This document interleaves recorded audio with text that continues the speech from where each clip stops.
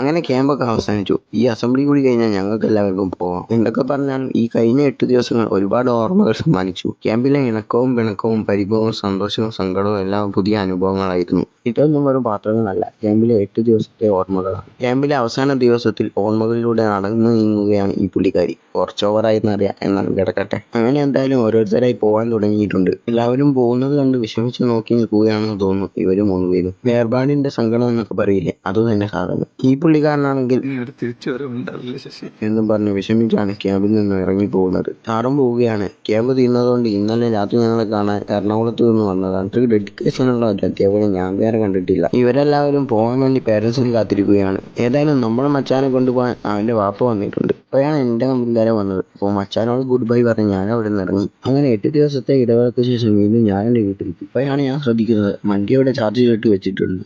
ഇവന് ഇത് തന്നെ പണി. താഴേക്ക് നോക്കിയപ്പോൾ അല്ലേ മറ്റൊരു കാര്യം കാണുന്നത്. ഞാൻ ഇവിടുന്ന് പോകുമ്പോൾ പണി നടന്നുകൊണ്ടിരുന്ന വീടിന്റെ കൂടലാണ് 2 ദിവസം കഴിഞ്ഞാൽ. സംഭവം എന്തായാലും പൊളിച്ചു. രാവിലെ കാണുന്നതിനേക്കാൾ ഭംഗിയാണ് രാത്രി കാണാൻ. പിന്നെ അതിന്റെ മുകളിൽ കളർ മാറുന്ന ലൈറ്റൊക്കെ വരും. എന്തായാലും സെറ്റാണ്.